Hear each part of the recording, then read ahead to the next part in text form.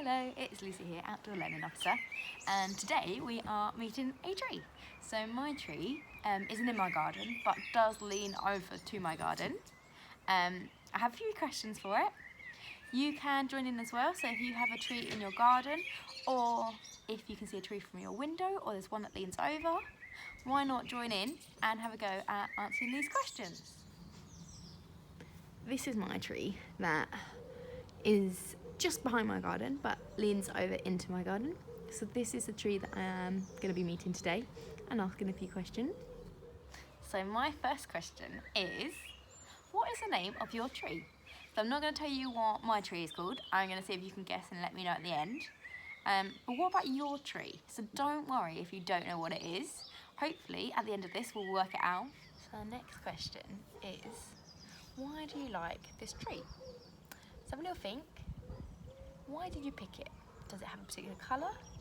Does it have something happen to it that you like? So let me know why you like it. I like my tree because it is constantly changing. So at the moment it has these white fluffy looking flowers on it that fall into my garden like snow, and then comes along these green leaves. It is really busy with wildlife. I can sit in my garden for an hour or two watching wildlife come and go.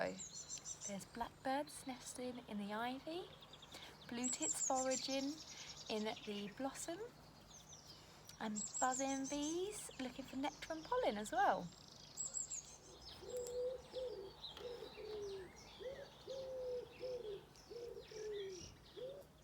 The next question you can describe to answer it, or you can have a go at drawing your answer instead. So I'm going to have a go at both describing and drawing. So the next question is, what shape is your tree? Is your tree big? Is it small? Does it have loopy branches? Does it have branches that poke up? Are they symmetrical? Are they asymmetrical?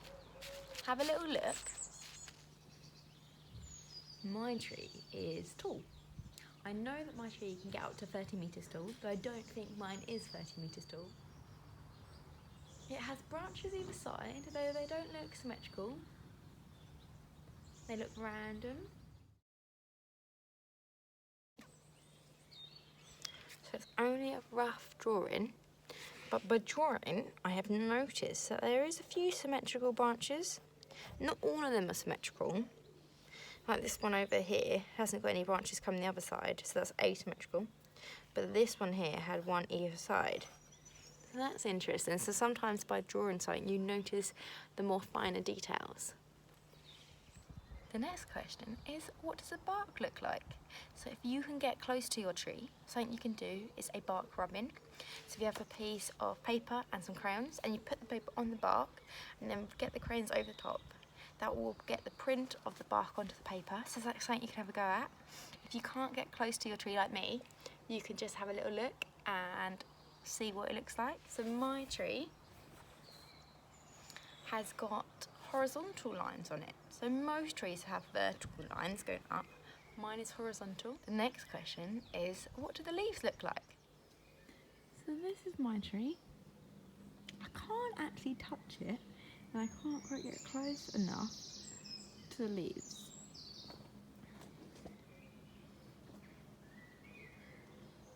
But what I can see is the leaves are new. They've only just opened, they've only grown, they're quite small. They are a lime green colour. From here I can tell there's a point, and they have a serrated edge. What I'm going to do now though is have a look on the floor to see if any leaves have fallen so they can have a closer look.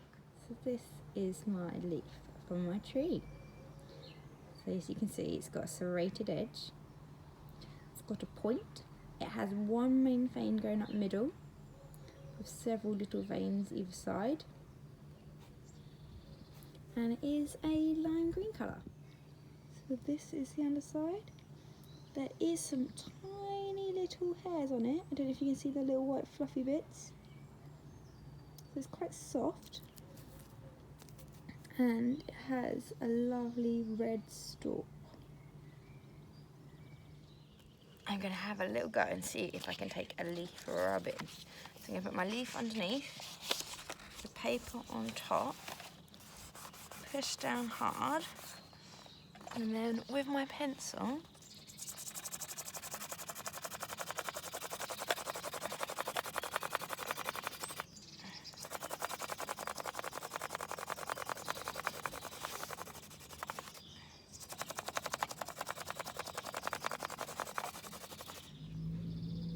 and there is my leaf rubbing. Okay, so the next question is, what does the blossom or the flowers look like? So I'm going to have a little scourge around the floor and see if I can find a whole blossom to show you, so we can have a little look. So from high up, I can see there's little white bundles of flowers. They're in clusters.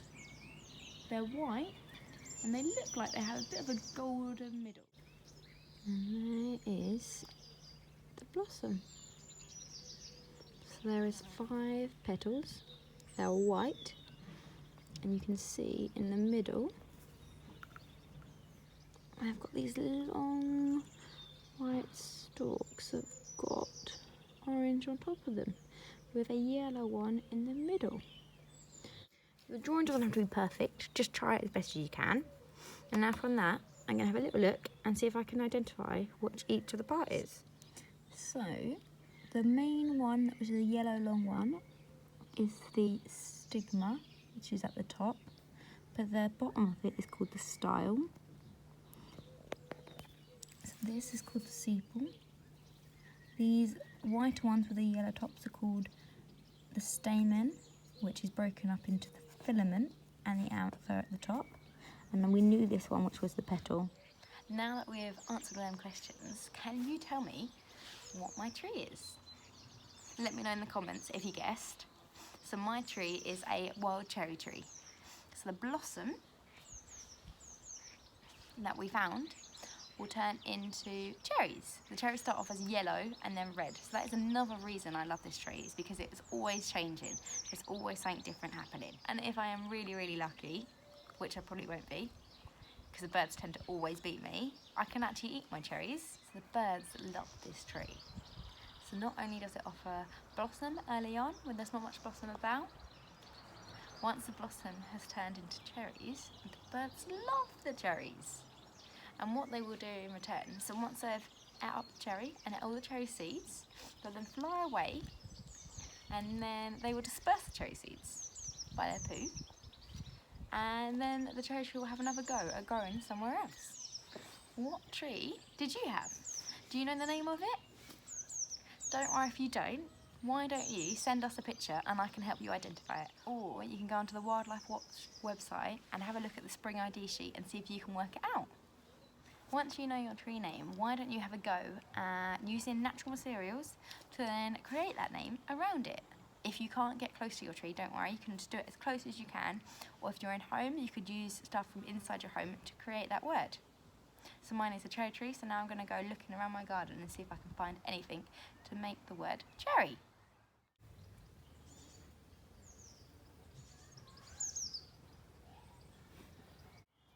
And there you have it, there is my cherry tree name for my cherry tree. Thank you for watching. Stay safe and stay wild.